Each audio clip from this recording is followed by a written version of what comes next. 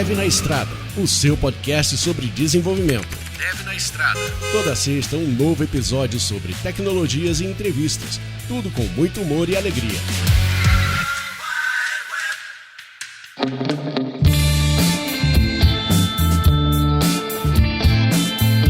Então, é o seguinte, eu tenho muito, assim, eu tenho a sensação de que se eu fosse uma pessoa que tomasse mais cuidado com a minha carreira, eu não estaria onde estou agora. Eu sei que, é meio que pedir pra que se jogue confete em cima de mim falando isso, mas não, é verdade. Tipo, eu vejo muita gente ao meu lado que muito rapidamente consegue as coisas, né? E o tempo que eu demorei pra chegar onde eu cheguei. Então, no final, pra mim, parece que tudo resume a como eu me vendo pro mercado, a como eu me mostro pro mercado. Então, a minha ideia foi assim, quais são as pessoas no mercado de desenvolvimento de software que se mostram que sabem se mostrar de uma maneira que sabe se vender, sabe como é que eu posso dizer, sabe colocar um bom frame na sua carreira e quais são as dicas que essas pessoas podem dar pra gente, né, pra que a gente aprenda a guiar nossa carreira de uma forma mais otimizada, vamos dizer assim, né? Então eu tô com um time aqui, sem brincadeira, galera, vocês que vão ouvir a gente aqui, vocês vão ver que aqui parece que a gente tá naquele season finale do Avengers contra o Thanos. Só tem gente aqui, sei lá, com mais de 8.000 de XP. Então vou apresentar cada um de vocês aqui. Eu tô jogando uma referência nerd atrás de outra. Vamos lá. Primeiro, o pessoal que não é da casa, eu vou chamar vocês falam rapidinho quem vocês são, o que vocês fazem, que aí o pessoal que tá ouvindo a gente vai se identificar com vocês. Eu vou começar aqui pelo ordem que tá aparecendo aqui na minha tela. Glaucia Lemos. Olá a todos e todas, meu nome é Glaucia Lemos, sou Developer Advocate aqui na Microsoft. Aí eu tenho aqui com a gente a Vani. Oi, tudo bem, gente?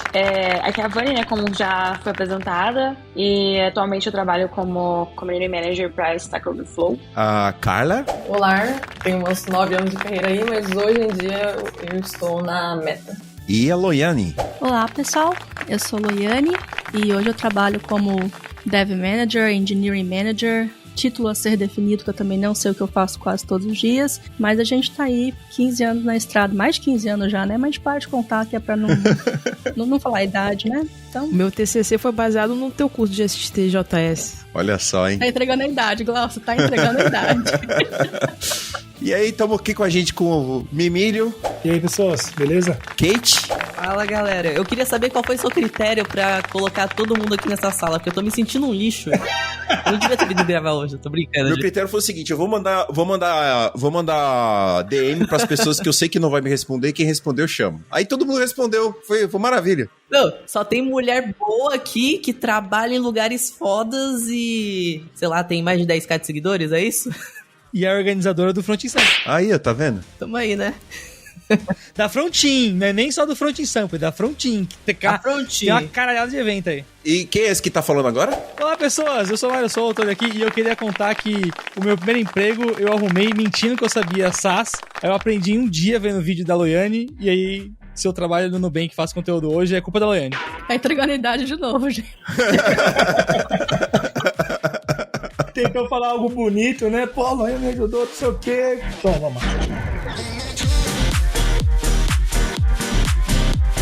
Então, eu acho que assim, eu gostaria de começar essa conversa, que assim, todo mundo aqui tem bastante tempo de experiência, todo mundo aqui já bem experimentado no mercado. Eu tenho um tópico que tá bem à moda agora na Netflix, onde eu trabalho, que é sobre promoção de senior para L6, né, que significa... L6 seria como se fosse um staff na engineer, né? E aí eu tenho umas perguntas assim que são meio que uma crítica ao processo, que assim, eu vejo a pessoa, por exemplo, vamos dizer que eu sou um gerente de um time de tecnologia. Eu tenho uma pessoa que é um L3, que é um L3 é júnior, né? L3 júnior, L4 pleno, L5 sênior. E aí eu quero efetivar essa pessoa o próximo nível, né? Não existe a priori um processo, né, para isso, né? E eu sinto que as empresas, as big techs, elas sempre têm um processo que barra sênior para se tornar um staff. Aí, primeiro eu queria entender de vocês se vocês veem esse mesmo padrão nas empresas que vocês já trabalharam, não precisa ser exatamente da empresa que vocês estão. E o que vocês acham disso, né? Porque eu tenho minhas opiniões, eu quero compartilhar, mas eu quero primeiro ouvir a opinião de vocês, assim. Abra o microfone e bora. Rapaz, gravei uma palestra sobre isso hoje, viu? Olha aí, tá fresquinho. Eu tenho que até editar ainda aqui o vídeo pra poder mandar pro evento. Então, essa questão do Staff Engineer é uma outra carreira, porque depois que você vira sênior, geralmente você vai passar um tempo como sendo tech lead, né, que é natural, mas o tech lead ele não é para ser uma carreira, é uma coisa temporária, né? E aí depois disso, quando você vai pro caminho padrão, caminho tradicional, seria o quê? Para você virar gerente, né? E já começar com essa questão de gerenciar pessoas e tal. Só que assim, nem todo mundo quer virar gerente, né? Tem pessoas que gostam da parte técnica e querem continuar na parte técnica. Então, para você conseguir reter esses talentos e também continuar o desenvolvimento dessas pessoas do lado técnico, a gente tem essa parte do Staff Engineer, né? Que aí seria o mesmo nível ali do Engineering Manager ou do Manager, né? E aí depois você tem o Senior Staff, vai pro Principal, Distinguished Fellow e por aí vai. Só que assim, não eu não vejo isso muito como um caminho, não é tão natural, não é o que vem depois de sênior, né? Isso é uma decisão que você precisa tomar na sua carreira, porque ser staff, você, né, não é apenas o próximo passo, tem muita responsabilidade, né? Você não é simplesmente você tocar os projetos que você está tocando, você tem que ter uma visão mais global, tem que ter uma visão estratégica, tem que ter uma visão do negócio na organização como um todo, né? Então, quando você é sênior, quando você é tech lead, você tem os projetos, você tem aquele escopo, né? Aquele escopo que é local, você faz o que tem que fazer, entrega e vai embora. Agora, quando você se torna staff, você vai trabalhar em múltiplos projetos, né? Pode ser que você tenha que tomar decisão de ferramentas que vão ser adotadas, processos que vão ser adotados como um todo, né? Tanto dentro da organização, do departamento que você trabalha, ou até mesmo local na empresa, né? Ou até mesmo no nível de indústria, né? Então, existem vários níveis desse escopo. Então, eu vejo muito esse papel do staff sendo basicamente isso, né? E a gente vê também muitas pessoas na indústria mesmo se tornando staff, e é uma posição de liderança. A diferença é que você não vai ter pessoas reportando para você, né? Você continua sendo um contribuidor, uma pessoa que vai contribuir individualmente para a empresa, só que ao mesmo tempo você ainda é responsável por também ajudar no desenvolvimento da carreira de todas as pessoas que você trabalha, né? Então é uma responsabilidade muito grande fazer isso, e a gente vê também, né, pessoas indo para staff e voltando para ser sênior, voltando para ser tech lead, uma coisa completamente normal também, que é questão também de gosto pessoal e do que você realmente quer para tua carreira. Para mim faz muito mais sentido, que é muito mais uma necessidade da empresa do que necessariamente um próximo passo meu. Tipo, nossa, eu quero ser, além de sênior, o que a gente tinha antes, até então eu especialista, né? Você dá pulava mais tecnicamente, você é especialista em alguma coisa. Mas beleza, isso aí continua algo técnico. Quando você vê para dentro da empresa de grandes corporações, eu acho que aí entra esse caso, porque tem contextos, né? Você precisa de contexto, que pessoas que abraçam daquilo de forma técnica e resolvam. E aí que veio o pulo do gato. Tem empresa que não entende isso. Acha que é como se fosse um próximo level de técnico. E aí é uma coisa que fica maluca, como do tipo, você já é sênior, já tem uma experiência a longo prazo, técnico e tudo mais, ali já deveria ser a barreira técnica. Acho até interessante quando eu trabalhei com o Mário no Nubank, ele já estava como sênior lá. E era sênior. A partir daquilo, eram os steps de contexto. Então, o lead, né? O tempo que teve o time, aí depois o staff, e assim vai. Ali acho que foi o lugar mais concreto que eu vi hoje no Brasil que eu trabalhei. Fora isso, lá é uma baguncinha que eu vejo, sabe? Então, não organiza os contextos ao qual vai colocar as pessoas, e aí é meio que como fosse níveis técnicos. E não é isso. A Loiana colocou muito bem o que é. E aí não se encaixa em todo lugar. Eu acho que esse é o ponto. Principalmente quando a gente vê aqui a Mouse do Brasil. Então, não é que eu preciso ser melhor tecnicamente. Eu tenho que ter um lance da parte técnica, porém aí é soft skills, como eu vou lidar com as pessoas. Eu não vou fazer... Eu vou falar muito do que eu faço hoje. Eu não faço avaliação, mas eu faço one-on-one muito para saber o que está rolando tecnicamente e ajudar as pessoas. Então, na parte do meu tempo, não é codar só. Eu ainda tenho essa parte de, de certa forma, influenciar principalmente o caminho técnico dentro da empresa. Então, assim, e aí que veio uma virada na chave da galera, que, tipo, cara, é outra coisa. Não é mais colocar eu tenho saudade de pôr meu fone e codar. E não é só isso. Então, se eu quero isso, eu tenho que voltar, eu tenho que ir pro meu step de sênior, onde eu vou estar no meu escopo de time, colocar no contexto de features e de task. Esse é o pulo do gato, eu acho, entendeu? E aí, quando a gente vai pra esse level, é outro contexto, é um outro tipo de habilidade. Não, acho que um ponto importante de falar também, acho que, enfim, a Loiane e o Mid já trouxeram perfeitamente os pontos aqui, acho que eu queria colocar também um ponto financeiro na conta, né? Porque normalmente, assim, pelo menos no Brasil a gente tem o dissídio lá, né? Então, todo ano, em teoria, o seu salário aumenta algum valor ali. Às vezes parece que, pô, não, pra eu ganhar mais eu preciso virar o staff, ou seja lá o que for em si. As empresas, elas têm tetos salariais pros níveis, né? Então, tipo, isso é uma realidade e tudo mais.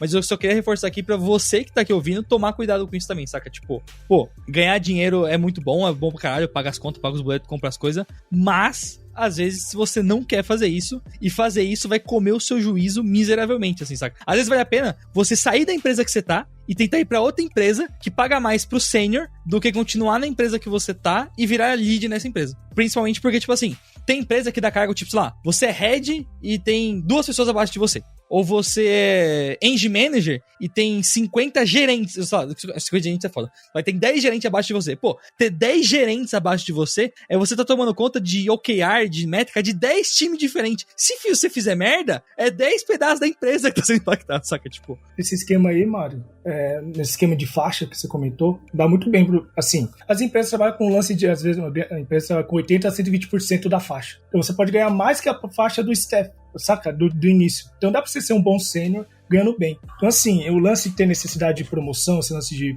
essa ânsia de performance e promoção, eu acho que, claro, cada um tem a sua, vamos dizer assim... cada um sabe onde o calo aperta. Vamos dizer assim, seus objetivos, suas ambições e tudo mais, e é tranquilo. Mas você não precisa ganhar mais e ser promovido, sabe? É só entender o jogo, como funciona ali dentro, e não aumentar essa carga em cima de você. Muda tudo. O próximo level muda muita coisa. E é muito próximo à parte do gerente. Então, o gerente se preocupa com uma pessoa, né, desenvolvimento. Vamos lá, carreira e tudo mais. Eu me preocupo com a carreira, pouquinho com a carreira das pessoas e muito com a carreira do código. Então, assim, tem coisas vertentes que a gente tem que ficar esperto. E a grana, às vezes dá pra ganhar no sênior muito bem. Ou muito de emprego, igual o Mário falou. Antes da gente ir pra parte de grana e de responsabilidade, eu queria muito ouvir das outras convidadas se a configuração de levels e de carreiras na empresa que vocês trabalharam, se é bem parecido com aquilo que a gente discutiu até aqui. Olha, eu por trabalhar bastante pra fora, a maior parte da minha carreira, eu trabalho em estruturas completamente diferentes. E ainda mais também na minha carreira também, porque a gente não tem realmente... Pra quem não sabe, minha carreira também sempre foi como DBA, administradora, e também como desenvolvedora SQL. Então, a estrutura hierárquica ali e os salários são completamente diferentes de desenvolvedores. E agora, na minha carreira que eu estou hoje em dia, que é de Community Manager, também é completamente diferente. Não tem os mesmos levels que tem aí. Só que eu queria falar que, tipo assim, eu acho que sucesso é relativo. A gente tem que sempre ver o que satisfaz a gente. Que dinheiro nem sempre é o principal, que às vezes você vai colocar muita areia no seu caminhão que você não consegue transportar. Que nem o Mário falou, às vezes você pega uma empresa que você só vai ter 2 pessoas abaixo de você. Perfeito. Trabalhei assim antes, foi tranquilo, um estagiário, outra pessoa abaixo de mim. Agora, você pega uma outra empresa que é uma multinacional, aí é uma vala da agulha enorme, porque você vai ter pessoas de outros idiomas, então as pessoas provavelmente vão exigir que você fale mais de um idioma. Você vai ter pessoas, né? Pessoas, não só a tecnologia em si, pra você lidar. Então é uma carga não só, assim, de trabalho intelectual, mas também emocional. Então, eu acho que a gente tem que prestar atenção muito nisso, né? Todo mundo falou, tem vaga de trabalho como sênior que paga muito bem, consegue sustentar. Tem aquela coisa, né? Quanto mais você ganha, mais você gasta. Eu acho que tem que ter um planejamento muito bom também. São todos os tópicos, são muitas dimensões para falar sobre esse assunto. E cada um sabe o que é bom para si e o que faz feliz. E é o que basta para você. Até gostaria de falar um pouquinho sobre isso, que eu fui uma pessoa que fui e voltei em vários levels diversas vezes, né? E fui desde head a desenvolvedora, e depois voltei pra lead, e depois não fui lead de novo. E eu sempre fui uma coisa do meu tempo, né? Tinha momentos que eu tava bem pra gerenciar pessoas, e tinha momentos que eu só queria desenvolver. né? Nunca saí do código, ainda assim, sendo head também codava, mas era outro tipo de contexto, então era uma responsabilidade muito maior, o salário também era maior, mas são contextos diferentes, né? Uma coisa que eu vejo, assim, que é culpa do mercado e um pouco da sociedade, né? As empresas, elas te obrigam a você subir para um cargo de liderança para você ganhar mais. São poucas empresas, agora tá mudando um pouco isso, né? Mas são poucas empresas que vai aumentar o salário de um desenvolvedor sem subir ele para um cargo de liderança. Hoje a gente tem todo um caminho só técnico, que ao longo do tempo a gente foi construindo isso, e toda a parte de liderança. Então o caminho natural era, nem eu acho que a Loiane falou, né? Você subia pra sênior, depois tech lead, depois ia indo até o infinito, né? Então esse era o único meio de aumentar o nosso salário, sendo liderança. O problema é que isso coloca muitos líderes ruins no mercado, porque nem todo mundo quer ser líder, mas todo mundo quer ter um aumento salarial, a gente precisa disso. E outro ponto também que é culpa da nossa sociedade, que a gente olha a liderança como uma coisa extraordinária, e ela não é. Né? Ela é só mais uma área cheia de responsabilidade, principalmente com os outros. Então, a gente olha no perfil das pessoas, vê tech lead, engineer manager, head não sei o que, você fala, nossa, essa pessoa é top das galáxias. E às vezes não, às vezes ela só tá num contexto diferente, ela faz um trabalho do mesmo nível que você, só que num contexto diferente. Então, eu queria ter levantado esses pontos também, que eu acho que é importante também a gente trazer essa questão da onde vêm as culpas, às vezes, né? Eu aqui na Microsoft, eu antes de eu entrar na Microsoft, eu trabalhava, não sei se eu posso citar o nome de empresas, não sei se tem algum problema. Você pode falar o que você quiser. Eu trabalhava numa empresa chamada, que é uma startup aqui do Rio, eu era dev lá e era senior, mas quando eu entrei na Microsoft eu entrei como júnior, porque na posição que eu iria atuar, realmente eu nunca tinha atuado naquela posição. E vai completar 10 anos que eu tô na área de tecnologia e sou pleno dentro da Microsoft. Vou completar 4 anos agora, dia 13 de março. Ganho bem? Ganho. Ganho um bom PL? Ganho. Ganho um bom stock options? Ganho. A Vani sabe quanto que eu ganho, que eu já falei com ela. A gente troca figurinhas, é sempre bom trocar figurinhas, isso é importante. Até pra ver se a gente tá valorizado no mercado e tudo mais. Mas uma coisa que eu comentei outro dia, porque aqui na Microsoft tem 2 vertentes. Você pode seguir na área de individual contributor, como um software engineer, ser um principal, um distinguished e por aí vai. Um fellow, por exemplo. Ou seguir para a área de produtos, né? Um product manager e por aí vai. Para a área mais de business, mais de produtos, também tem essa área também. Que a gente até esquece, que ela é tão importante quanto, né? Coletas de feedbacks de serviços e produtos. Mas às vezes eu fico nessa dúvida, tanto que eu vou entrar no programa interno aqui para decidir o que eu quero fazer. Há um leque de opções, mas às vezes eu me pergunto, cara, eu já ganho super bem. Será que se eu ganhar mais, aquilo que a Vani falou, até anotei aqui, que ela falou assim, dinheiro nem sempre é o principal. Será que se a gente for trabalhar mais para ganhar mais, será que a gente não vai se tornar escravo do sistema? Porque quanto mais você ganha, mais você gasta. E nunca vai estar satisfeito com aquilo que tu ganha. Hoje você quer ganhar 1 milhão, amanhã você quer ganhar 2 milhões e por aí vai. E é uma roda, é um ciclo. E às vezes você tá tão ocupado em querer ganhar que você não vai nem conseguir usufruir do dinheiro e do tempo. Será que a gente conseguiria comprar o tempo? Outro adendo também que a Luane citou, que eu até anotei aqui, que ela fala que quando a gente se torna a gente lida com pessoas. E é verdade, que às vezes a gente pensa em métricas de empresas e tantas coisas de números, né? Mas a gente esquece que também está lidando principalmente com pessoas. E pessoas têm famílias. Então, se você não é um bom gerente, você vai trazer um problema muito grande para aquelas pessoas e pode tornar até perder emprego de milhares de pessoas ali. Você pode causar uma depressão numa família, você pode causar um problema na família. Às vezes o homem saiu de casa muito bem, chega em casa todo irritado, briga com a família, cria uma discussão. Então, tudo isso está envolvido. Então, quando você se torna uma pessoa gerente dentro de uma empresa, seja em qual contexto ela for, você está lidando com pessoas. Por isso que aquilo que a Kate falou é extremamente importante. Às vezes a gente enxerga a comunidade ou as mesmas empresas enxergam líderes como sendo boas pessoas técnicas, tem que ser, mas tem que haver uma grande mudança de mindset, porque os soft skills contam demais. É tão bom quando eu tenho one-on-one com o meu chefe e eu tenho uma abertura muito grande com ele em 30 minutos, dos 15 minutos, falo da minha vida pessoal para ele. Então isso é importante, porque você precisa saber, você está lidando com pessoas acima de qualquer outra coisa, e isso não conta. Então, 2 pontos que eu gostaria só de resumir aquilo que eu falei aqui. Será que você gostaria de ser escravo do sistema, sendo escravo do sistema, você conseguiria usufruir todo o dinheiro que você está gastando? Você teria tempo para gastar? Porque quanto mais você cresce, menos tempo você terá. E terceiro, e último, uma vez que você se torna um líder, você é responsável por pessoas e famílias dessas pessoas. Então, é importante a gente raciocinar em relação e meditar em relação a isso. Acho que a gente pode acabar o podcast aqui, né, gente? Cê é louco, que paulada. A galera acha que liderança, você só sobe na liderança e acabou, é isso. Você é uma pessoa técnica na liderança, mas não, a gente precisa estudar pra caramba pra liderar pessoas. A gente precisa entender métodos, entender como as pessoas funcionam, a gente vai quebrar muita cara, vai falar coisas que a pessoa... Psicologia, precisa fazer várias coisas. A época que eu fui head foi a época que eu mais tive que estudar coisas relacionadas a relações com pessoas. É complicadíssimo, porque, como a Glaucia falou, às vezes a pessoa tá num mau dia, ela chega, você vai conversar com ela e você não consegue passar a mensagem, ela não entende e ali vira uma confusão, vira um atrito no trabalho, enfim, tem que estudar e tem que exercitar muita coisa, então não é só subir na carreira, né? Então, e com isso tudo que vocês falaram, né, tem que fazer isso, tem que entender um pouco de psicologia, tem que entender que as pessoas têm família, tipo, são mais tarefas que você acumula, e assim, tecnicamente, quando você vai lidar com outras pessoas, você tá lidando com uma microempresa dentro de uma grande.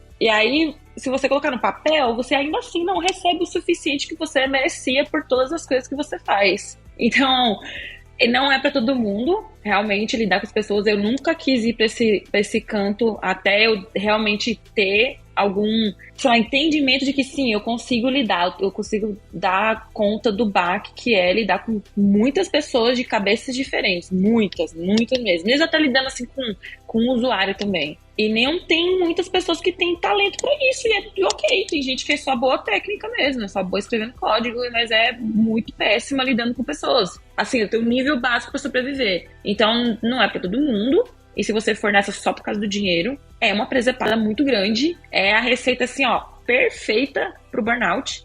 Eu, hoje em dia, trabalho com uma coisa que é muito menos técnica do que era antes. Tô feliz, ganho um pouquinho menos do que eu ganhava antes. Mas, assim, tenho muito mais liberdade pra viver a minha vida. Eu tenho um balanço, assim, que eu nunca tive na minha vida. Que era o que eu sempre almejei. Então, pra mim, compensou. E na minha carreira inteira eu já dei esses vários passos assim pra trás. Tive que dar um passo pra trás pra dar 3 pra frente. E sempre vale a pena no final. Sempre. Porque eu particularmente, eu gosto de poder me colocar em desafios diferentes. E mesmo que isso signifique eu trabalhar menos e ganhar menos, ou trabalhar mais pra ganhar mais. Então, assim, eu estou preparada, mas não é todo mundo que tem isso. Então, só ficar observando a carreira dos outros, falar, quero muito chegar no seu ponto ali, não adianta. Porque você não vai saber como tá a cabeça dessa pessoa e nem o que essa pessoa teve que estudar, né, nesse meu período. E só você vai saber se você realmente vai aguentar toda essa pressão. Porque tem uma pressão maior trabalhar lidando com pessoas. Cara, eu queria entender da sua experiência, se você vê essas... Pelo que eu entendi aqui, né? A gente tem praticamente 2 caminhos a partir do momento que você se torna sênior. Um é mais um caminho de gerenciamento de pessoas, que requer um tipo de conhecimento. Eu até gostei que foi colocado aqui o estudo, né? Porque parece que, por não ser técnico, né, a gente dá menos valor à informação e à formação da pessoa para trabalhar nessa área de gerenciamento de pessoas, que eu até gostei quem foi que falou aqui sobre psicologia, sobre estudar sobre essa área. E a outra área é mais sobre gestão de tecnologia em vez de gestão de pessoas, né, que é a área técnica de L6 para cima. Esse resumo, ela se encaixa no que você tem de vivência e se sim, quais são os aspectos que você vê que se encaixou na sua carreira e quais são as coisas que você viu diferente? Abri o microfone depois que já falaram tantas coisas legais, assim, eu falei, putz, talvez eu só repito o que já foi falado. Mas, enfim, dando o meu ponto de vista, enfim, eu também trabalhei em empresas que variavam completamente a carreira. Por exemplo, você pega uma empresa pequena, que eu trabalhava, tinha, sei lá, 20 pessoas, eu fui a primeira dev. Então não faz sentido você falar em gestão de carreira na empresa só tem uma pessoa dev, né? Então acaba sendo meio que, sei lá, o freestyle, né? Você faz o que precisa ali. Mas só um ponto que eu tava pensando, que eu acho que a Vânia acabou comentando, né? Dessa questão das pessoas acabarem... É que eu também fui tech lead também numa outra empresa. Eu fazia um pouco de gestão de pessoas. E eu tinha uma pessoa lá, que eu dei uma vez no one-on-one, né? Enfim, tava chateado com o desempenho e tal. E daí eu fui entender, não era um desempenho absoluto, era um desempenho relativo com as outras pessoas, do tipo, putz, eu já tenho X anos, e fulano de tal já tem X anos de empresa, por que eu não tô indo tão bem quanto essa pessoa? Por que essa pessoa, sei lá, já é plena e eu não sou ainda? E eu falei, cara, que bizarro, né? Essa sua preocupação de querer estar num nível estava atrapalhando o seu desenvolvimento, assim. Então, se você não pensasse nisso e focasse nas coisas que, lá, no seu de ontem, talvez, né? Em vez de se comparar com as outras pessoas, enfim, seria uma barreira... Era uma comparação que faria muito mais sentido. Então, enfim, um adendo, acho que não foi tão falado aqui, era mais essa de não se comparar com as pessoas, assim, acho que não vejo um bom resultado disso, assim. Seja questão de ideia, tempo de idade, tempo de empresa, cada um tem seu tempo e não se sinta menos porque, enfim, tem outras pessoas. É que nem o milionário aos 30 anos, tem a versão dev disso, que é tipo, sênior aos 25, não sei. Então, enfim, não caiam nesses papos aí de... Enfim, você tem que estar em determinado nível, em determinada idade, etc. Dando uma sequência no que você falou aí, que eu acho que pode ser um tópico interessante pra gente discutir aqui, eu vejo, assim, na época que eu entrei, e eu acho que na época que muitos de vocês entraram, eu acho que o caminho era muito simples, né? Você começa como estagiário, depois é júnior, pleno, sênior, e isso é baseado pura e somente na sua capacidade técnica, né? Então, se eu conseguir resumir aqui de uma forma bem acochambrada, se você é um estagiário, você está aprendendo. Nada mais que isso.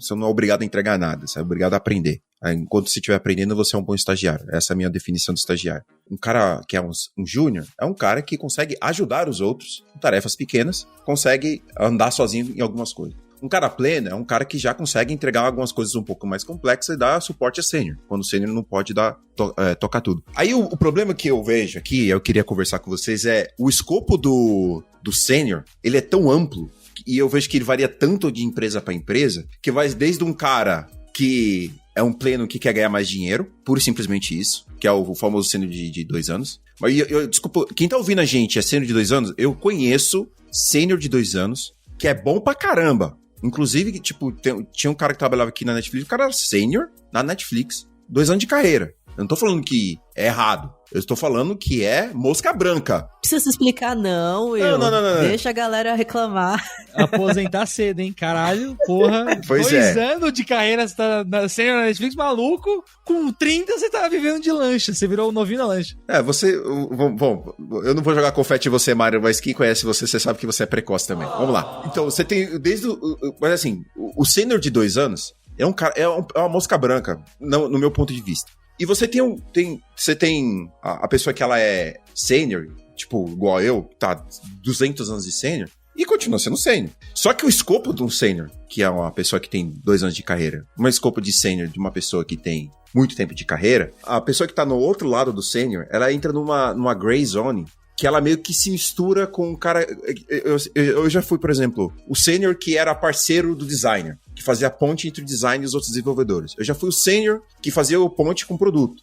Agora eu tô sendo sênior que é meio que project lead, sabe? Tem projeto que você lidera e você tem que fazer reunião, tem que escrever ata, e é meio que esse samba do crioulo doido.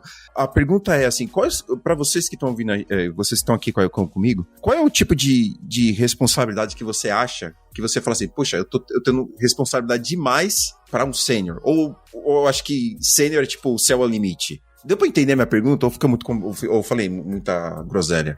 Eu tenho um adendo antes do pessoal começar a responder.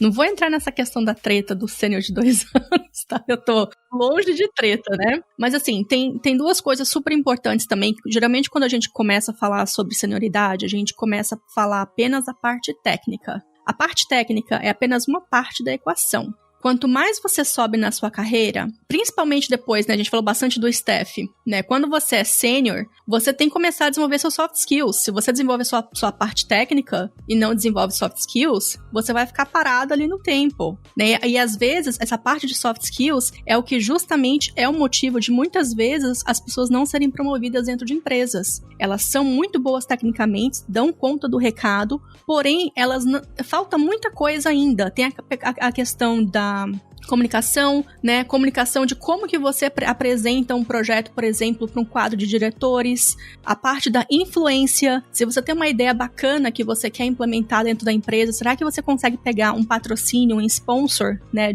Da parte dos clientes, do business, para conseguir implementar aquele projeto? Tem a parte da inteligência emocional. Essa é uma coisa extremamente importante também. Enfim, né? São várias soft skills que você começa a desenvolver. Depois, quando você, né, que a gente falou bastante a parte de gerente, né? Depois, quando você passa a ser gerente, você faz um shift na sua carreira, você não aprende tanto mais a parte técnica e você passa a desenvolver muito as suas soft skills. Quanto mais você vai subindo na escada, até você chegar, por exemplo, a ser um CEO, mais soft skills você tem que ter. Né? Então, essa é uma parte. Se você faz a comparação de um sênior de 2 anos para um sênior de uma pessoa que tem 10 anos de experiência, por exemplo, você tem aí um gap gigantesco em relação a soft skills. E isso é uma coisa clara. O sênior de 2 anos pode ser até melhor tecnicamente da pessoa de 10 anos, mas a questão de soft skills vai ter uma diferença muito grande. E outra, o segundo adendo que eu queria fazer em relação ao tempo de carreira também, né? Aqui nos Estados Unidos existe uma instituição de engenharia que ela determina os níveis de senioridade. E isso é por tempo de experiência. Então, por exemplo, isso é muito usado, inclusive, para você definir níveis para engenheiros de desenvolvimento também, né? Então, por exemplo, uma pessoa sênior, ela tem mais de 8 anos de carreira. É por isso, por exemplo, que aqui nos Estados Unidos, a gente abre vagas, às vezes com o título de sênior, porque tem a questão do salário, você não vai conseguir contratar se você pagar menos, mas na verdade você está procurando pessoas que têm menos tempo de carreira, por exemplo, uns 5 anos, que aí é considerado um pleno, né? Entre 5 e 8 anos seria ali um pleno. Você pode ser um júnior até ali, a partir dos 3 anos de carreira, sim, mas é mais ou menos isso. E aí, staff, a partir de 10, 12 anos de carreira que você conseguiria se tornar um staff.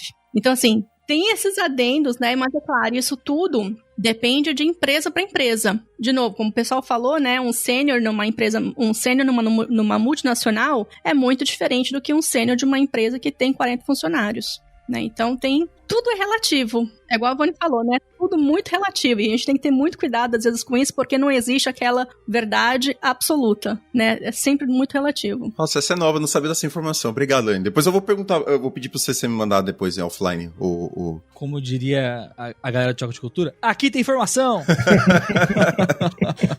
Ficou ruim pro sênior de 2 anos, desculpa. Mas é engraçado que quando eu tava na empresa que eu tô, quando eu trabalhava no Brasil, o meu título na carteira de trabalho tava lá, Dev Senior. Mas pro time aqui dos Estados Unidos, eu era uma pleno. Meu nível de senioridade ainda era pleno, mas na carteira tava sênior. No meu LinkedIn tá sênior porque eu tava na carteira de trabalho, viu, gente? Mas na vida real mesmo, eles me consideravam uma pleno. E, Loiane, até pegando esse ponto que você trouxe, né, de... Pô, quando eu tava no Brasil e como tá hoje, essa questão de tempo, né? Uma coisa que pra mim faz muita diferença e que eu acho que é um dos grandes fatores que me ajudou a estar aqui hoje é tentar sempre planejar qual que é o próximo passo. Então, tipo... às vezes tem aquela galera que fica tipo assim, eu vou viver a vida hoje, o que acontecer amanhã vai que vai e tudo mais, e acontece e tudo mais. Mas lembro que me marcou muito um post do Startup da Real, que ele falava que, assim, tem a galera que defende as meritocracia na vida, e aí no post lá ele pega e fala que tudo na vida é um mix de mérito e sorte, né? E aí uma coisa que eu acho engraçada é que eu falo, tipo, vira quando eu converso com alguém, eu falo, pô, o WordPress me ajudou a gravar com o Jovem Nerd hoje. E aí a galera fica tipo, pô, como assim o WordPress te ajudou a gravar com o Jovem Nerd? Hoje em dia eu nem mexo mais com o WordPress, nem boto mais no currículo, mas tipo, pô, eu tinha um planejamento de que um dia, sei lá, eu queria trabalhar numa empresa legal. E aí eu trabalhava em agência na época. E aí, pô, eu lembro que... Quando eu troquei de emprego, eu não queria mais trabalhar com WordPress. Mas por saber o WordPress, eu conheci uma pessoa que me botou num projeto que me fez ficar próximo de lançar um podcast, que foi gerando uma cascata de coisas que foi acontecendo assim. E um ponto que eu quero perguntar é isso, tipo assim, o quanto que vocês planejaram as coisas e o quanto que vocês foram deixando acontecendo e foi no geral, assim. Pra mim é meio que sempre o mix dos dois, assim. Eu não sei nem o que eu tô fazendo aqui. Tô brincando. Eu vou me colocar nessa pessoa que a vida vai levando, Mário. Vamos de emprego em emprego, surfando... Estamos trabalhando aqui, conhecendo pessoas legais, aí de repente aquela empresa fala... Mas você não tem um próximo passo, tipo, pô, quero comprar uma casa. Por exemplo, pra mim, fica muito mais claro me mover quando eu tenho uma meta. Tipo, pô, pra comprar uma casa eu preciso guardar X por mês por X tempo. Mas uma coisa é eu querer objetivos, sei lá, pessoais, do tipo, ter uma casa, um carro, coisa aleatória assim. Outra coisa é questão de carreira. Carreira eu nunca planejei. Eu simplesmente tô nesse emprego, vamos indo, vamos avançando, e aí vai. E eu no meu caso, eu só saí quando atingiu aquele limite, né? De tipo, olha, pô, acabou o relacionamento, né? Eu não quero mais você não me ajuda, então eu vou pra outro lugar. E assim a gente vai indo. E aí, o principal, o network que foi fazendo a carreira. Você conhece alguém aqui, que vai outra pessoa ali, que te indica ali, você não é um pau no cu, você trabalha legal, as pessoas gostam de você, isso é importante. E aí a coisa vai acontecendo, sabe? Então é o técnico mais você ser uma pessoa que trabalha direitinho e se importa com os outros. E aí a coisa vai rolando. Então, por exemplo, eu trabalhei com você e com o Will. Eu não vou falar com o Will, porque o Will me odiava, mas a gente trabalhou junto, eu e você. Eu tenho certeza... Que isso, cara? Eu tenho certeza, do tipo, se a gente for pra outro lugar, olha lá, essa foi... Da onde saiu isso? Tô zoando. Por exemplo, trabalhei com o Mário recentemente. Então, se eu for pra outro lugar, por exemplo, pô, Mário, eu quero voltar pro Nubank. Eu tenho certeza que vai ser uma pessoa que pode me indicar ali e eu vou ter uma chance de voltar. Tem vaga, viu, Emílio? Então, voltar. Então assim, eu nunca planejei. E na vida foi assim, vou juntar dinheiro. E conforme a tecnologia foi me dando dinheiro, eu fui guardando. É isso, sabe? Eu nunca planejei. Eu também, é uma questão de oportunidade. Então, onde eu tô hoje foi network. Ó, conheço pessoas, a oportunidade apareceu. Foi. Eu não foi tipo, olha, vaga do sei o quê, eu quero. E também, pra mim hoje, tá? Eu não me arrisco mais em empresa aleatória. Eu quero muito mais ser assertivo. Então eu quero trabalhar em lugares ao qual o meu propósito está amarrado com o que eu faço. Não é só grana, igual... Não é só grana. É o meu propósito, o que eu acordo e me dedico pra fazer. Mesmo que esteja me explorando como o capitalismo é. Mas... o meu propósito, qual eu tenho, entendeu? A consciência de classe é tudo, tá? Olha, é só pra falar que, assim, eu me identifico muito com isso também. Eu, por ter crescido, tipo, em periferia e por ser mulher também, é muito difícil você ter perspectiva de futuro quando todo mundo fala pra você que você não merece nada, que você não deveria estar ali. Então, num começo, eu não tinha muito planejamento, até porque eu não era muito envolvida em comunidades realmente, assim, relacionadas a isso. Então, eu não tinha um suporte. Ainda mais mulher, é muito difícil. Então eu fui meio que na loucura, assim, tipo, tiro no escuro. Aí quando eu entrei na faculdade, que foi que eu consegui ganhar pelo menos um pouco de estrutura. Eu já tinha ambição, eu tinha muita ambição quando eu era mais nova. Tipo, meu sonho era ser que nem meu pai, tipo, poder ter uma vida assim, tipo, vou abandonar minha filha lá, foda-se, vou viver minha vida aqui, e é isso, mas eu tenho dinheiro pra isso. E eu pensava muito nisso, eu fiquei obcecada em querer ser uma pessoa de sucesso. E como eu falei, sucesso relativo, então na minha cabeça sucesso era assim, fazer muito dinheiro, tipo, ter um status ali naquela carreira e tudo mais. E aí, com o tempo, eu fui vendo que eu não tava feliz com isso. Eu tava ficando doente, realmente. E foi quando eu comecei a olhar mais para as oportunidades. Assim, eu sempre olhei para oportunidades. Eu via um negócio ali e falava, pô, quero muito, vou lá. Então, eu sempre trabalhei em empresa grande. Pra mim, por exemplo, eu estagiei, né? Pra mim é tipo, nossa, uma marca, uma empresa que eu vi crescendo, ouvindo falando disso. Tenho orgulho da minha carreira? Tenho. Só que hoje em dia, eu levo em consideração, é um trabalho que eu pelo menos me sinta menos culpada de estar colaborando com essa indústria. E eu gosto muito do negócio, do trabalho que eu trabalho hoje em dia, que é voltada à comunidade mesmo, as pessoas estão ali compartilhando conhecimento. Gosto muito disso e se algum dia eu sair dali, eu quero trabalhar em empresas nessa linha, porque eu me sinto bem com isso daí. Hoje eu não penso mais nesse negócio, tipo, carreira, eu preciso ser sênior, eu preciso ser aquilo. Eu quero fazer o que eu pago as minhas contas, o que eu consigo guardar meu dinheiro, seja lá pra que diabo eu quero fazer com a minha vida. Eu quero estar confortável. Cara, acho que nunca me vi como isso, sabe? Ô, Vani, quando a Frontin receber um investimento, aí eu te contrato. Olha lá. Pra você fazer esse acompanhar. Aí, pronto. Entrevista ao vivo aí, ó. Olha, quem tá ouvindo a gente aí, ó. Isso que você falou é bem legal, porque eu sempre também quis trabalhar com comunidade, né? Eu nunca trabalhei em lugares assim que fossem 100% alinhadas com o que eu acreditava. Mas ao mesmo tempo eu sou uma pessoa que eu compro a briga. Então eu sempre fui a trouxa da empresa, né? Eu entro, me mato, acabo com minha saúde mental, ganho meus dinheiros, mas depois eu sou chutada como acontece com todo mundo. Quando isso aconteceu comigo foi quando eu deixei de vestir camiseta de empresa. Não visto mais camisa nenhuma, não. Não visto mesmo. Então, eu preciso de 10 anos pra isso. A última parte do meu coração, de verdade, então eu resolvi investir na Frontin, que tô devolvendo pra comunidade tudo que eu recebi dela, querendo ou não, eu só tô aqui por causa disso, né? Então é uma coisa bem legal você encontrar propósito naquilo que você tá trabalhando. Eu sei que nem sempre é possível, né? Porque no final do dia a gente precisa pagar nossas contas. Então eu tô aqui trabalhando pela Frontin, mas eu não sei se eu vou conseguir pagar minhas contas no mês que vem, entendeu? Eu tô arriscando e tô fazendo o possível e me virando os 30, mas também tô feliz. Tá vivendo o sonho. Tô vivendo o sonho, né? Mas eu tô feliz, essa é a questão, tipo, antes eu não, em outras empresas, trabalhava, tipo, fintech, que é super moda ainda, né, pô, trabalhei em várias fintechs, trabalhava não sei o que, lá, empresas com nome bacana, trabalhava um concorrente aí do Nubank também, na época que tava iniciando, comecei num banco também. Na época que eu tinha 20 e poucos anos e conseguia virar umas 3 noites acordada codando, era legal. Só que parou de fazer propósito, de ter o propósito pra mim também. Aí a gente começa a colocar na balança, né? A saúde mental, o tempo que você dá pra aquela empresa, será que tá compensando o dinheiro que eu tô recebendo, ou eu posso receber um pouquinho mais e exercer uma profissão que vai dar menos retorno, mas vai fazer a gente mais feliz. Então, isso foi uma coisa que me pegou muito recentemente. Muito, muito.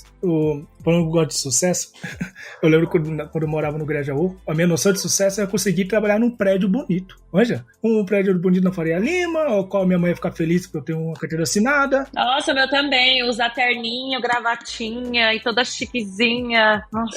Essa é a brisa. Depois, conforme o tempo vai avançando, aí você vai indo, a vida vai te levando, aí o propósito vai mudando. Aí eu descobri que meu propósito é construir coisas. Eu gosto de construir coisas. Depois, eu quero impactar com o que eu faço, eu quero fazer a UI ser pesada dentro da empresa. É outro propósito. Eu quero ajudar meus amiguinhos desenvolvedoras a não sofrer o pão que o diabo pisou, como eu sofri, eu já dou as dicas de como resolver isso.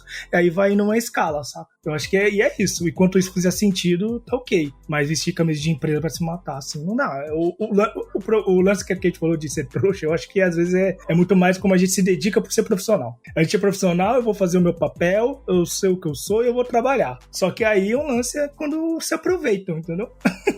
Se aproveitam muito. É que a gente cai muito naquela armadilha de empresa, né, cara? No meu caso era movida ao ódio, porque falavam que você não ia poder fazer isso daí, então eu falava, vou fazer mesmo, eu vou entrar ali, eu vou virar sênior nesse caralho, e é isso aí, e vou pegar na cara de todo mundo. Hoje em dia, eu tô assim, ninguém tá pagando minhas contas, por que eu tenho que mostrar alguma coisa pra ninguém? Pelo amor de Deus.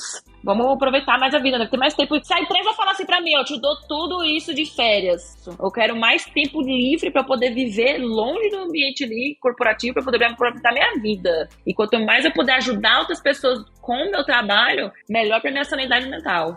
Quando eu morava na praia, né, aqui em São Paulo, então meio que é um interior, né? O meu negócio de sucesso era trabalhar em agência em São Paulo, né? Então, também estou aqui hoje porque duvidaram de mim. Falaram, você não consegue entrar na tal empresa? Eu falei, não consigo. Aí eu foi na época, entrei, passei, eu não era nem júnior, nem tinha essas coisas de júnior para sênior. Simplesmente fui contratada e saí da casa da minha mãe, tipo, do nada, assim, tipo, questão de 2 meses. E foi muito porque me desafiaram também, né? Isso era a minha coisa, meu ideal de sucesso, trabalhar numa agência em São Paulo. Só que eu tinha 19 para 20 anos, né? Aí depois foi mudando, foi escalando. Mas uma coisa também que eu queria falar é... Tão ingênua. Meu Deus do céu. Tadinha. Mas uma coisa que o Mário falou sobre planejamento, né? Eu também fui uma pessoa assim, que eu sabia onde eu queria chegar. Eu sempre fui muito ambiciosa também, Vani. Tipo, eu queria estar em tal ponto e eu ia lá e me matava por aquilo. Mas, ao mesmo tempo, eu não tinha exatamente um planejamento sólido. Eu ia deixando a vida me levar. Então, onde eu via uma oportunidade pra crescer, eu ia. Então, surgiu a oportunidade de ser onde pra ser, sei lá, head. Vou estudar e vou ser head, então se é pra ganhar tantos dinheiros, né? Se é pra dobrar meu salário, vamos fazer isso. Então, eu sempre via as oportunidades e ia deixando a vida me levar, mas ainda assim com um planejamento do que eu queria ser no futuro, né? Então, eu tenho mais de 10 anos de carreira já, né? Meus objetivos mudaram, então o meu ideal de sucesso é trabalhar aqui pela Frontin, pelo Denier, pela comunidade e continuar fazendo meus negocinhos de madeira, conseguindo pagar minhas contas, né? Do que, sei lá, trabalhar numa multinacional ou numa startup de sucesso ou coisas do tipo. Então, o conceito e o planejamento, ele vai mudando ao longo dos nossos anos, né? Porque a gente muda também, a gente amadurece, muda a vida, obriga a gente a tomar outros rumos também. Então, esse negócio de planejamento é bacana ter, mas é bacana você também ser flexível, porque ao longo dos anos as coisas vão mudar. Então você tem que também se adaptar ao que tá por vir e ter ali seus planos A, B e C dentro da carreira de tecnologia também.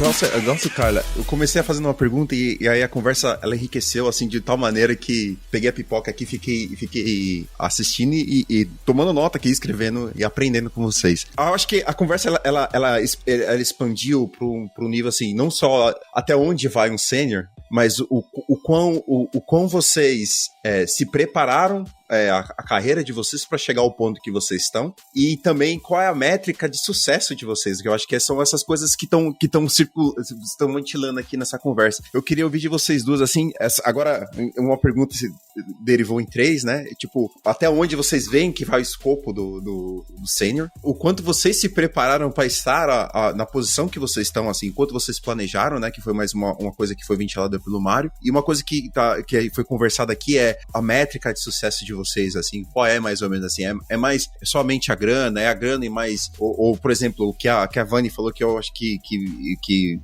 ressoou comigo, que foi, pra mim, eu acho que ficou muito claro depois que eu fui pra Europa, qual é a diferença de mentalidade das pessoas que moram nas Américas, eu não tô falando do Brasil e Estados Unidos, com as pessoas que moram na Europa, que assim, eles são muito mais, vamos viver a vida, né, do que vamos ganhar dinheiro, e eu acho que isso ressoou muito comigo, e eu queria ver de vocês duas esses 3 tópicos que a gente tá conversando aqui. Até onde vai o escopo do sênior, o quanto vocês planejaram a sua carreira para chegar onde vocês chegaram até agora, e qual é a métrica de sucesso de vocês? Vamos lá, o primeiro é o escopo do sênior, né? Essa questão do sênior, eu gosto. Acho que quem me segue já sabe que eu gosto muito de futebol. Por consequência, eu assisto muito documentário sobre futebol. Inclusive, eu recomendo o documentário All or Nothing, que é do José Mourinho, que ele tá comandando o time do Tottenham Hotspur, que o grande objetivo dele não é ganhar o campeonato da Premier League. Pra quem não sabe, é um dos mais difíceis. Tanto que é baseado naquela série do Kylo Ren, sempre comenta lá o cara que era do futebol americano e depois vai pra Inglaterra pra dirigir um time de futebol. Esqueci o nome. Eu acho que é o Ted Lasso, né? Ted Lasso, isso aí. E a Premier League é uma das mais difíceis, mas o objetivo do José Mourinho ali naquele momento era levar o Tottenham para o 5º lugar. E naquele momento que ele entrou, o Tottenham estava em 13º. Conforme você vai vendo aquele documentário, você vai percebendo que tem jogadores muito novos ali no time, mas ao mesmo tempo tem o Harry Kane, que é o maravilhoso, e tá ali comandando ali o time com outros caras seniors, por assim dizer, né? Então ali ele dá lições de paciência, trabalho em colaboração, comunicação, a questão que a Luana bastante falou, e acaba que uma vez que você introduz um time de, vamos dizer assim, 3 júniors com 7 seniors ali, essa pessoa júnior ela vai crescer rapidamente, mas note que a pessoa júnior ela teve que estar inclusa dentro de uma bolha de uns seniors, né, para crescer. Então eu vejo muita paralelismo com o futebol com o mundo corporativo. Então sempre quando eu vejo a oportunidade de comparar, eu faço essas comparações. Em relação a objetivos, o meu objetivo nunca foi ser engenheira de software, mas sim ser bióloga marinha. Tanto que sempre quando eu tiro férias, eu procuro ir para lugar onde a praia, porque eu gosto de filmar a vida marinha, pratico snorkel bastante. O desejo justamente da computação surgiu em 2003, quando eu estava ajudando uma escola pública aqui no Rio de Janeiro chamada Brigadeiro Short, e ajudava ensinando PowerPoint, Excel e Word, e depois tinha aquela internet de escada e jogava Carmen Sandiego no disquete. Então são as perguntas que me moveram pra cá. E muita gente acha que a minha vida era só baseada em tecnologia, mas eu tenho hoje 36 anos, mas eu comecei a trabalhar aos 16, com a necessidade de trazer comida pra casa, porque ao ponto de abrir a geladeira, só ter água e mingau pra tomar. Então meu primeiro emprego foi vendendo agenda de porta em porta. Mas um moto que eu tenho comigo, que eu carrego pra mim, é que independente do lugar onde eu esteja, eu gosto de construir uma história. Porque quando você constrói uma história, você tem o que contar. Quando você tem o que contar, você vai ser boa naquilo, demonstrou que foi boa naquilo. Então, já trabalhei, por exemplo, na Lojas Renner, já trabalhei como agente de turismo, já trabalhei como assistente administrativa até chegar na área de tecnologia. Mas sempre procurei deixar histórias, tanto que até hoje, uma vez por ano, 2, eu janto até hoje, 1-2 vezes por ano com a minha ex-gerente da Renner. E lá eu digo sempre que lá foi a minha primeira escola, porque foi meu primeiro emprego de CLT. E hoje, dentro da computação, eu carrego muito isso. Porque nesses todos os empregos antes da tecnologia, eu tive que lidar com pessoas, porque eu tive que vender produtos. Então, eu era agente de turismo, eu era vendedora de seguros. E olha como é que as coisas foram se encaixando para se alinhar para o que eu hoje sou, para trabalhar com comunidade integrado com código, que é uma paixão que surgiu em 2004. Então, você vê como é que o mundo ele vai direcionando para você. Por isso que fala que quando você lê o livro Pequeno Príncipe, você tem que ler em 3 momentos na sua vida. Um quando você é adolescente, um quando você tem seus 20 ou 30 e poucos anos, e depois dos 40 para 50. Porque a leitura do livro vai ser interpretada de diferentes formas. Foi o que a Kate falou.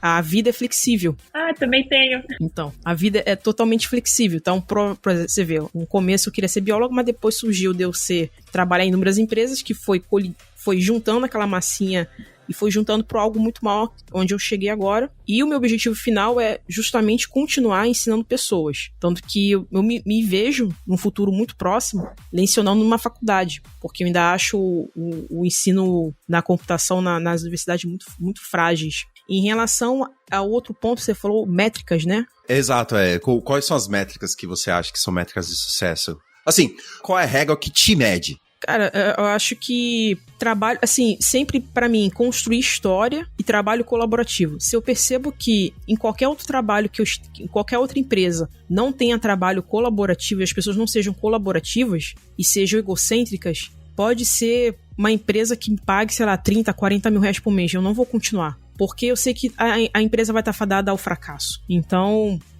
já pertenci a uma empresa assim e foi super tóxico trabalhar lá. Embora escrevi um relatório de quase 2 páginas pro RH daquela época e 90% daquela gestão foi mandado embora. Então não adianta, e na época ganhando bem relativamente. Mas assim, acaba que, mano, você não trabalhar de forma colaborativa, cada um pensando em si, sendo egocêntrico, nada vai melhorar a tua situação ali, né? Então, não tem nada pior do que tirar a tua paz durante a noite. Não tem nada que te compra, né? Por exemplo, 2021 me vi prestes à morte, por exemplo, por conta de uma TEP.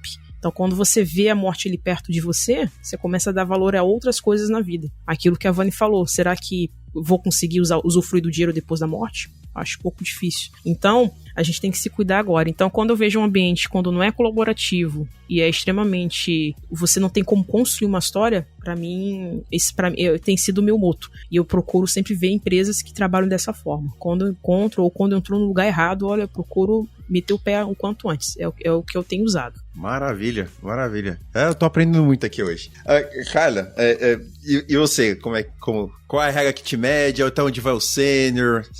Aquelas perguntas todas. Anotei aqui, só vou dar ordem um pouco. Então, a preparação, acho que realmente foi muito sorte, assim. Obviamente, enfim, eu me preparei, sempre uma estudante muito dedicada, etc. Mas também tive muita sorte. Então, eu acho que é muito...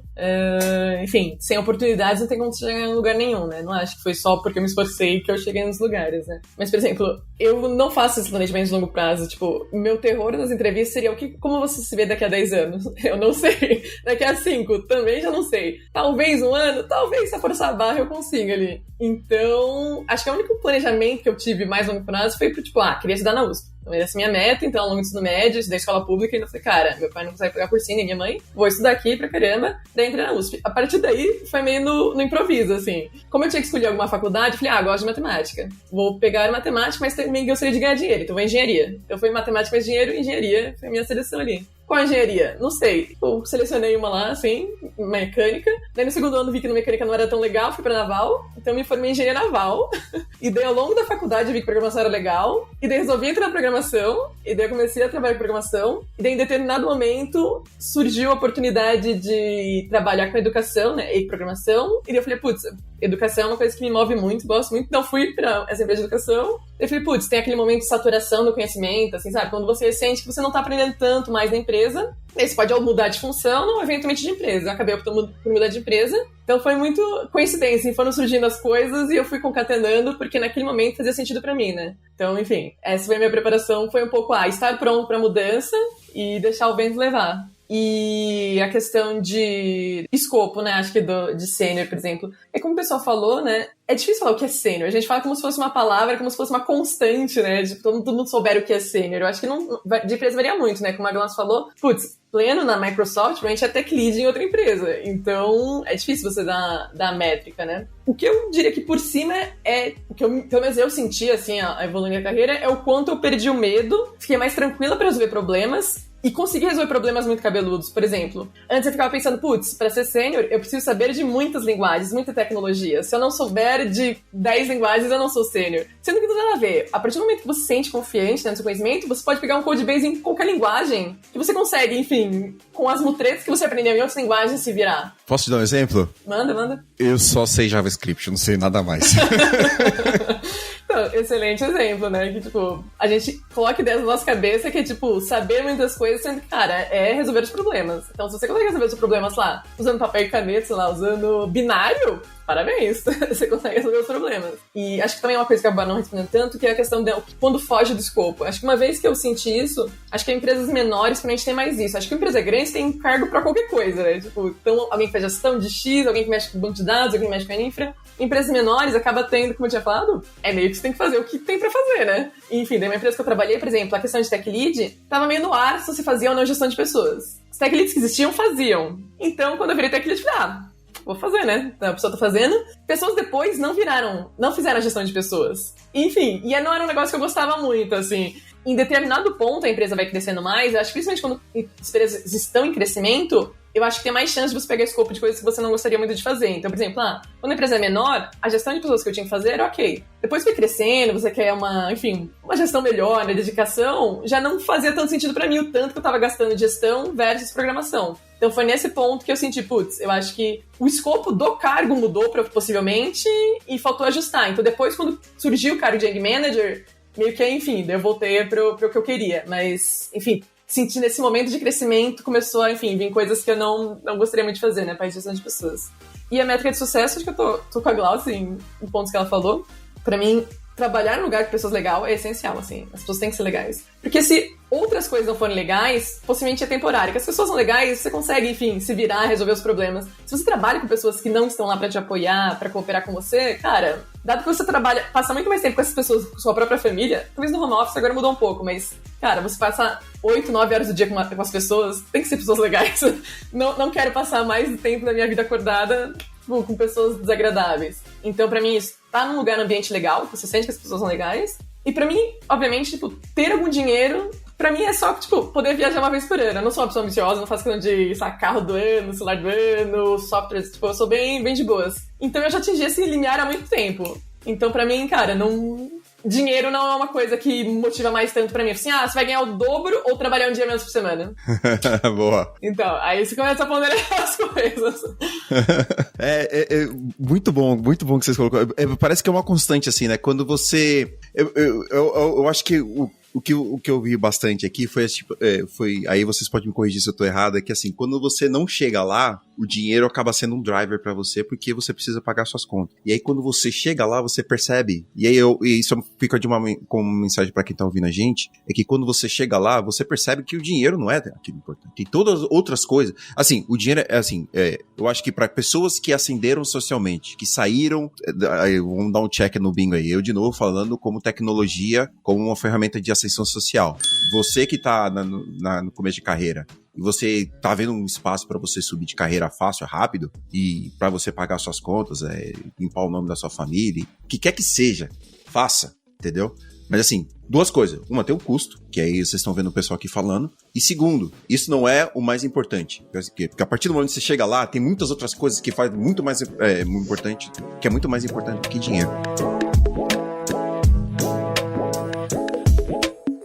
Já que a gente tá em três fuso horários diferentes, pra respeitar o tempo do pessoal aqui, que já tem gente que tá bem tarde, eu só queria fazer mais uma pergunta pra vocês, que é o seguinte, uma pergunta que é igual aqueles entrevista. De novo, analogia pra futebol, Glaucia, aquele cara que entrevista quer fazer duas em uma aqui, então. Quando vocês percebem, assim, qual a dica que vocês dão pra quem tá ouvindo a gente, que assim, é hora de pedir um aumento? O que você tá fazendo, ou aumento / promoção? Eu sei que, gente, por favor, leve em contexto que a gente tá num ano de recessão.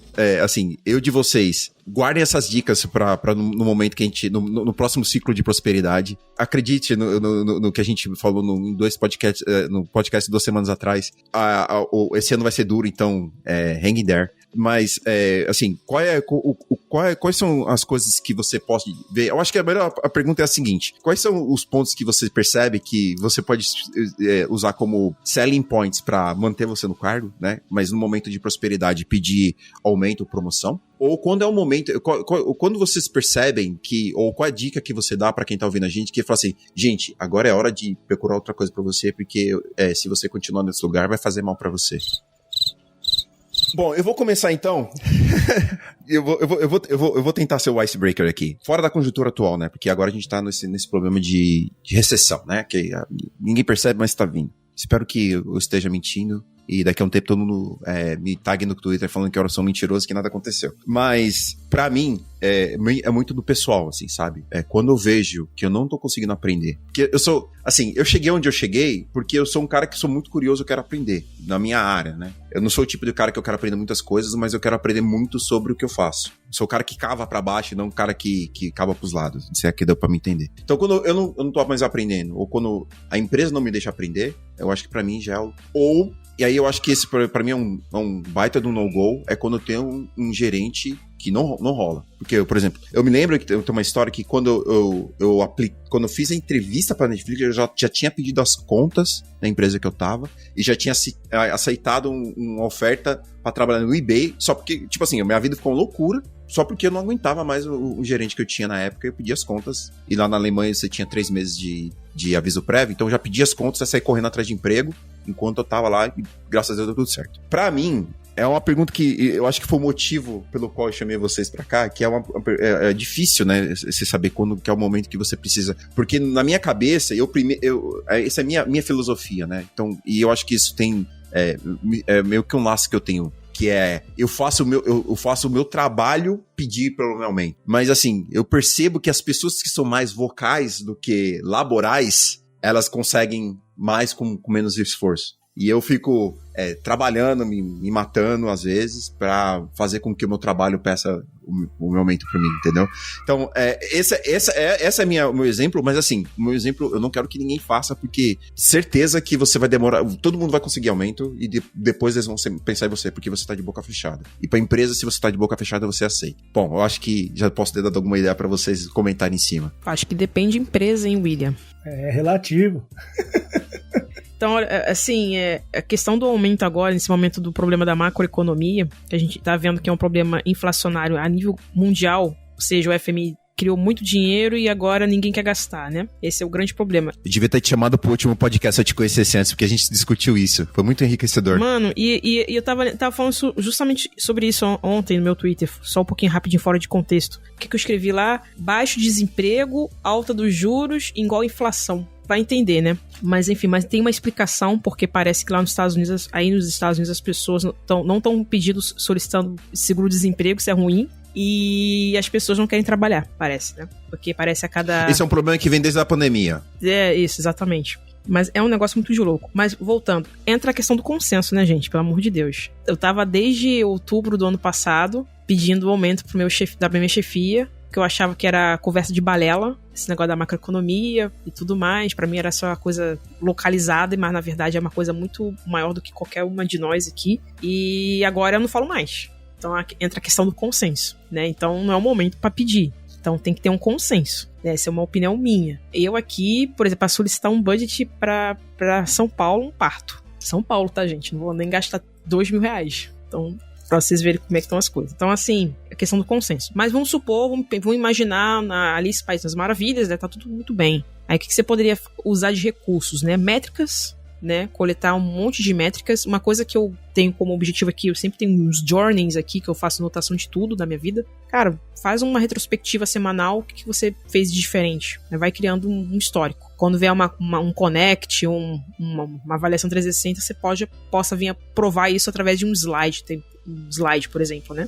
Outra coisa também, não só a questão das métricas, mas como você ajudou nessas métricas, não somente no seu time, mas em cross-collaboration com outros times. E não é só o seu trabalho, o seu custo de trabalho, mas como que você pode colaborar com outros times. E a terceira questão é a questão de soft skills, né? Então, é muito importante isso. E empresas grandes, já vou dizendo aqui para a Microsoft, que precisa vender bastante bem peixe, tá? Essa questão que você falou aí de fazer menos e do more with less, é um conceito até mesmo do Satya, que ele vem falando. Então, aqui, eu tô com um conceito que eu vejo gente que fez pouco e cresceu. Aí eu questionei pro meu chefe, mas peraí, o que esse fulano fez? Ué, ele fez pouco e soube vender. E eu tava me matando de trabalhar, entendeu? Então, assim, é uma questão de saber usar também o nosso tempo a nosso favor. Posso fazer uma pergunta em cima dessa? Sim. Que eu acho que quando você falou, tem muitas coisas da sua carreira que eu acho que bem parecida com a minha. Eu vou fazer uma pergunta pra você. Será que isso vem, porque eu acho que isso foi o que aconteceu comigo, é por isso que eu vou fazer a pergunta pra você. Será que isso vem da posição de gratidão pela posição que você tá em comparação com as pessoas que cresceram junto com você na periferia? Porque às vezes eu fico me pensando nisso, assim, sabe? Eu olho para as pessoas que cresceram comigo, que tiveram adolescência ou infância junto comigo, ver onde elas estão, ver onde eu estou, aí eu me vejo numa posição de gratidão e aí acabo, assim, no final, eu tô grato por onde eu tô, pelo que eu consigo fazer por mim e pra minha família, mas em compensação eu tô deixando dinheiro na mesa porque eu acho que eu não deveria, porque eu tenho que estar grato da posição que eu tô agora, entendeu? Você acha que isso tem alguma coisa a ver? Imagina uma função aritmética, uma expressão aritmética, onde você tem ali multiplicar, somar. Eu acho que tá dentro do contexto de uma função aritmética, mais o puxa-saquismo, vão ser reais. E também a pessoa também ter lábia. Já vi muita gente subindo muito, muito rápido por conta de lábia. Então pode ter um conjunto de fatores também, tá, William? Não somente isso. Pode ter uma agregação maior. Dentro de uma expressão aritmética, claro que você usando o operador de multiplicar, isso vai ser um fator bem maior para aumentar o teu número. Mas tem os outros, né? Tem as adições também. Aí entra a questão do puxa-saquismo, também tem a questão da lábia, de saber vender, de saber transitar por outros setores e ser o amigo, né? Aquela pessoa amiga ali de todos e de todas. Eu acho que há fatores englobadas dentro dessa expressão aí. E a pergunta que não quer calar é onde encontrar o resultado dessa expressão, entendeu? Interessante. Alguém mais quer conversar sobre isso? Foi o porquê de eu chamar vocês aqui. Me dê uma resposta. Foi por isso que eu chamei vocês aqui.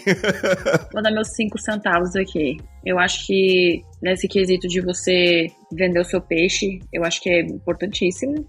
Eu acho que a gente não deveria ficar nem... Assim, dá raiva de você comparar alguma coisa do tipo, porra, eu trabalhei todo esse tempo enquanto essa pessoa trabalhou menos e essa pessoa conseguiu pegar uma grana a mais do que eu acho que eu mereceria. Eu acho que tem que ter lábia mesmo, porque no final das contas a gente já tá todo mundo sendo explorado de qualquer maneira. Então se a gente puder tirar o que a gente merece mesmo, tipo assim, tirar mesmo, que é nosso por direito, tem que ir atrás. O não você já tem. Então, assim, vocês não vão me dar um aumento? Então, beleza, tem uma empresa aqui, ó, que eu acho que eles vão querer me contratar. Então é isso, vocês vão perder um recurso, o turnover de vocês vai ser péssimo, as pessoas não vão querer trabalhar aqui, porque as pessoas estão vendo que estão saindo.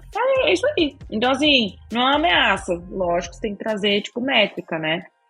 Por exemplo, tem coisas que a gente faz que às vezes não precisa de tanto esforço e traz um retorno enorme. Às vezes a pessoa trabalhou menos, mas teve um retorno enorme. Eu já passei por isso, já vi gente passando por isso, já estive do outro lado que eu trabalhei demais e não tive tanto retorno. Então, você tem que ver ali onde se encaixa. E é óbvio, para você encontrar qual que é esse meio termo, onde que eu vou investir pouco, mas que vai me dar um lucro, vai me trazer um retorno, vai me dar algo concreto, maior.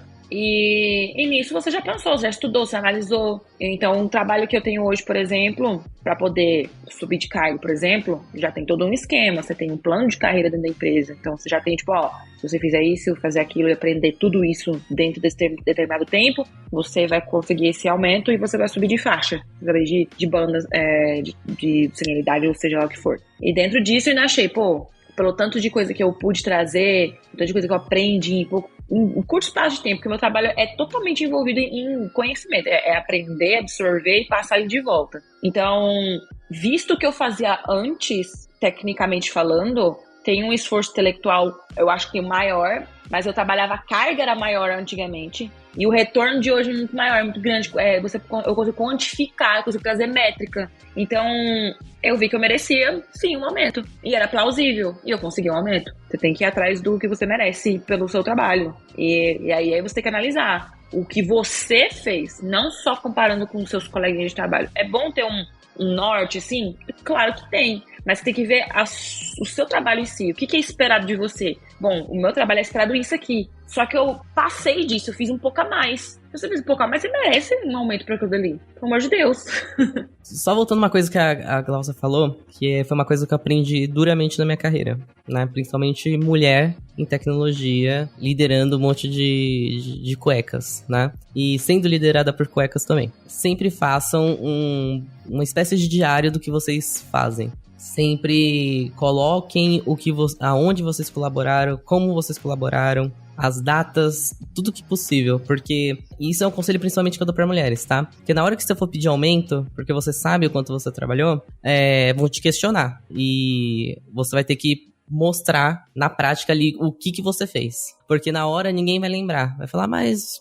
E aí, vamos ver na avaliação 360. E na avaliação 360 o pessoal não é muito objetivo, né? Porque ninguém sabe dar feedback. Aí você passa mais 6 meses dali na expectativa de um aumento. Pô, não é uma coisa bacana. E eu aprendi isso realmente de uma forma dura, né? Então já cheguei a ser questionada, tipo, o que você fez? Cara, eu simplesmente criei a área de front-end no...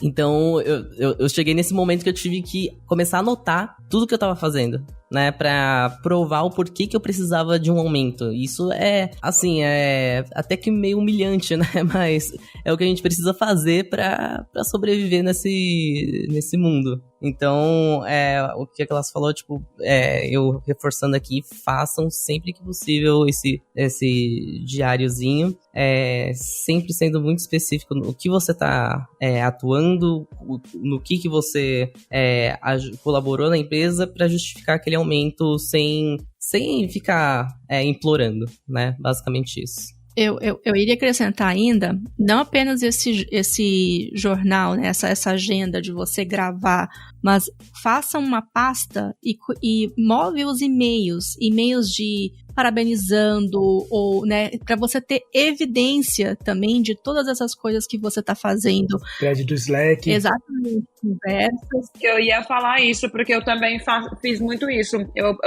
Eu aprendi a fazer isso trabalhando, porque para você conseguir pedir aumento lá, você tinha que enviar um package. Você tem que mostrar tudo que você fez no ano inteiro. Todo, as mínimas coisinhas. Então eu peguei essa coisa de anotar tudo dali. Tudo. Se eu conversei com o gerente e ele me elogiou com alguma coisinha, tira o print e guarda ali. Exatamente. Meu colaborador, uma pessoa do outro time, falou, nossa, obrigada por ter me ajudado, por ter me ouvido, por entendido, por sua colaboração, a gente conseguiu resolver esse problema aqui. Eu tirava print e guardava também. E eu faço isso até hoje. É por isso que eu falei. Se você tem métrica, se você consegue quantificar, se você consegue provar, é melhor ainda. E é exatamente o que a Kit falou. Ainda mais nós mulheres. Eu vivi minha carreira inteira sendo questionada. O que você fez? O que você fez o ano inteiro? Nossa, eu só simplesmente mantive essa porcaria desse banco de dados em pé e funcionando 24 horas por dia. Nada, né? Não fiz nada aqui. Então, você vai ser questionada, com certeza. Quando foi comigo, foi exatamente o que eu falei. Eu simplesmente criei a área aqui. Tipo, e aí, não fiz nada, né? Então, cara, a gente sofre, né? A mulher sofre nessa área. Oh, meu Deus do céu.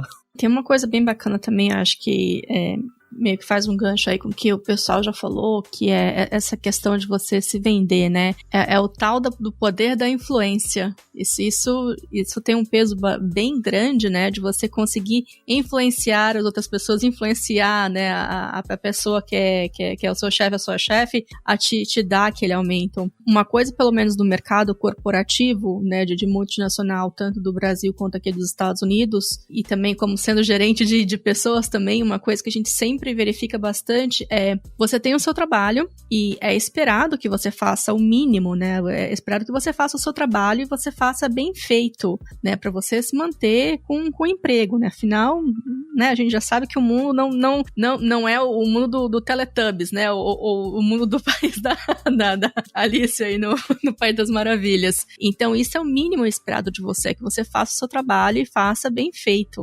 E quando você começa a fazer coisas que estão fora do seu escopo, né, de ajudar outros times, então guarda nota disso tudo, né? Também tem aquele trabalho que ninguém vê que você está fazendo e que é um trabalho super importante para a empresa também. Geralmente essas coisas, isso passa completamente despercebido, mas são coisas essenciais para o funcionamento do seu time, para o funcionamento de outras empresas. Se você está fazendo alguma coisa bacana que está ajudando outras pessoas de outros times a ganharem tempo, você está economizando o tempo deles, ou seja, está economizando dinheiro para a empresa com isso. Isso é uma coisa tremenda também que você pode ir lá ali tomando nota no dia a dia para depois apresentar aquilo. Tudo isso, né, isso são trajeitos de liderança, né, de você ajudar as outras pessoas, não se preocupar apenas com o seu trabalho, mas ajudar também as outras pessoas que estão trabalhando com você, tanto no seu time quanto de outros times também, né? Principalmente esse cross-teams que a Glaucia tinha falado. Então, isso é uma coisa super importante. Uma outra coisa também que acaba ajudando é, você tem o seu papel na empresa e obviamente, você também tem o próximo nível. Quando você, sem ser pedido por necessidade do seu trabalho, necessidade do momento que a gente está vivendo, de você começar também a exercer papéis que são de pessoas de um cargo acima de você, essa é a hora também de você ir tomando nota, tudo isso, de falar, olha, eu já estou atuando como uma pessoa do próximo nível. Então, é uma forma de você justificar uma promoção, e se uma promoção não for possível, né, que pelo menos você tenha aí um retorno financeiro disso. Eu acho que tem alguns pontos... Tem uns pontos também, só para terminar aqui esse assunto, foi mencionado, né, que as pessoas parecem que não contam com isso, que são coisas assim que a gente faz, tem um impacto muito grande, e que depois de pensar muito e conversar com pessoas que eram seniors acima de mim, falam, pô, você deveria usar isso daí em seu favor, porque isso é uma característica de liderança, e eu acho que você pode encaminhar. É isso de você manter a diplomacia com outras equipes. Eu trabalhei numa empresa que era totalmente tóxica, todo mundo se odiava lá dentro e ninguém colaborava com ninguém na hora de, sei lá, permissões, essas coisas assim. Eu trabalhava no departamento ali junto com o infra, o pessoal de administração de banco de dados, e tinha do outro lado desenvolvedores. É um pé de guerra. Então, eu detestava, porque fazia meu trabalho difícil. Eu queria que todo mundo trabalhasse de buenas, fazer seu dinheirinho ali e voltar pra casa e ser feliz. Então, eu comecei a ser uma pessoa mais de ir lá, tentar entender melhor o trabalho deles, não ficar só no meu nível, mas entender coisas níveis acima do meu trabalho e níveis abaixo do meu, pra eu poder saber com quem falar, chegar lá e conversar de um jeito que, como eu falei mesmo, traz uma diplomacia mesmo pra ali, pras equipes. E isso aí conta, isso é uma característica de uma pessoa que tem a liderança ali. E isso também, na hora de você pedir aumento salarial, isso também conta. Mesmo que você não vá conseguir nem ela falou, mesmo que você não vá subir de cargo ali, mas que você merece um aumento salarial, merece, porque querendo ou não, você está melhorando a qualidade de trabalho ali do ambiente também, que isso conta muito na hora da produtividade. Bem, meus centavos aqui.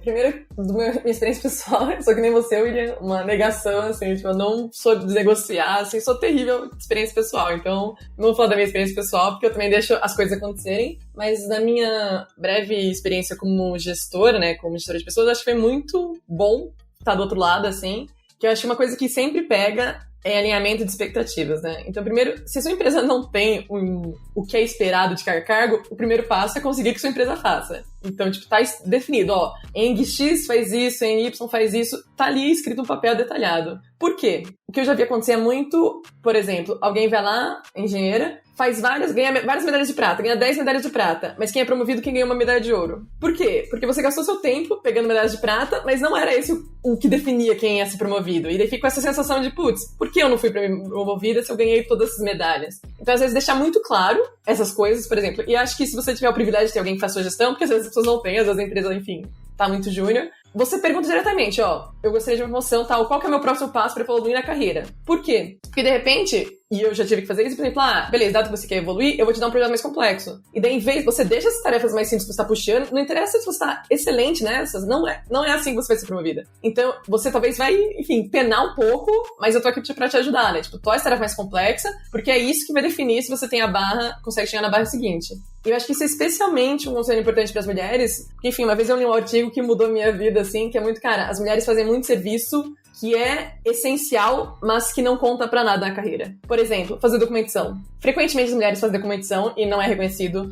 Coisinhas pequenas, por exemplo, fazer ato de reunião. Ou coisinhas, exemplo, quem organiza o aniversário das pessoas do escritório. As mulheres fazem muito esse tipo de coisa. Enfim, e ninguém vai, tipo, se importar que você faz essas coisas. Então eu comecei a me policiar pra, enfim, quando eu tava vendo que eu ia me propor fazer uma coisa dessa, eu falei, não, opa, não vou fazer. Vou deixar, enfim, outras pessoas fazerem, homens também fazerem, homens sabem organizar uma festinha, enfim, não eu ia ficar comprando bolo pras pessoas. E, enfim, depois até, não sei se depois a gente manda documentos pras pessoas no podcast, mas esse artigo era muito bom, assim, de ver como eu fazia realmente essas coisas e não, enfim, não me levaria muito pra frente. Poxa, assim, eu poderia ficar aqui mais 2 horas conversando, mas assim, a respeito do tempo de vocês, assim, eu vou agradecer de coração, assim. Eu tenho que colocar o bebê pra dormir. A plataforma quase não conseguiu aguentar, porque é muita galera de peso aqui, quase caiu a plataforma. Muito obrigado pra vocês aí. Pra vocês que estão ouvindo a gente, muito obrigado também por estar aqui com a gente até agora. Eu espero que vocês tenham aproveitado isso tanto quanto eu, porque eu já escrevi aqui várias notas aqui pra desenvolver a minha carreira, porque eu sou péssimo nisso. E até isso, pessoal. Até a semana que vem. Tchau. Boa.